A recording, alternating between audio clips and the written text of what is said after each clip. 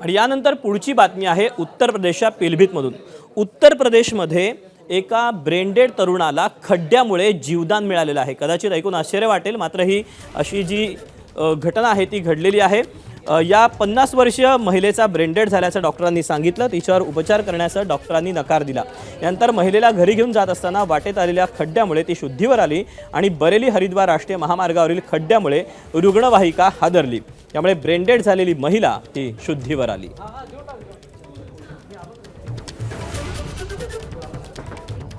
युद्धाच्या 12व्या दिवशीही आखात होरपळलं। इस्रायल आणि अमेरिकेचे इराणवर जोरदार हल्ले। इराणकडूनही बॉम्बचा कडवा मारा।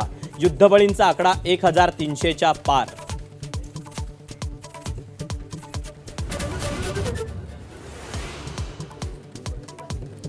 इराण विरुद्ध अमेरिका युद्धामुळे राज्यभरात गॅसची टंचाई। कॅटरिंग उपलब्ध नसल्यानं अनेक लग्न लांबणीवर, तर IRCTCचं मुंबई महापालिका आणि पोलीस आयुक्तालयाच्या कॅन्टीनवरही परिणाम।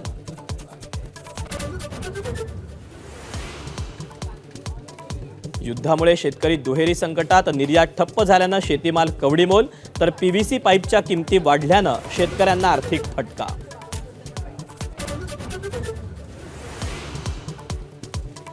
रिलायन्सच्या मदतीनं अमेरिका टेक्सासमध्ये ऑइल रिफायनरी उभारणार।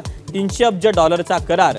रिलायन्सची रिफायनरी जगातील सर्वात शुद्ध असेल, ट्रम्प यांचा दावा।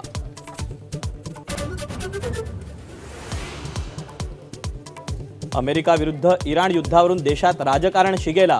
काँग्रेसकडूनही युद्धात राजकारण सुरू। मोदींचा घणाघात, तर पंतप्रधान मोदी अमेरिकेच्या प्रभावाखाली। अरविंद केजरीवालांचं टीकास्त्र। पुढच्या 2 वर्षांमध्ये महाराष्ट्र UAE सिंगापूरला मागे टाकणार। अर्थसंकल्पावरील चर्चेदरम्यानच्या भाषणात मुख्यमंत्र्यांचा विश्वास। विरोधकांवरही जोरदार हल्लाबोल। लोकसभा अध्यक्ष ओम बिर्लांविरोधातील अविश्वास प्रस्तावावरून विरोधक आणि सत्ताधारी आमने-सामने। आवाजी मतदानानं अविश्वास प्रस्ताव नामंजूर।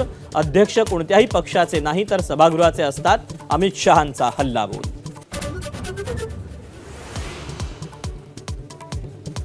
गेल्या 13 वर्षांपासून कोमामध्ये असलेल्या रुग्णाची जीवनरक्षक प्रणाली काढण्यास कोर्टाची परवानगी। देशात पहिल्यांदाच निष्क्रिय इच्छामरणाला सुप्रीम कोर्टाचा हिरवा कंदील।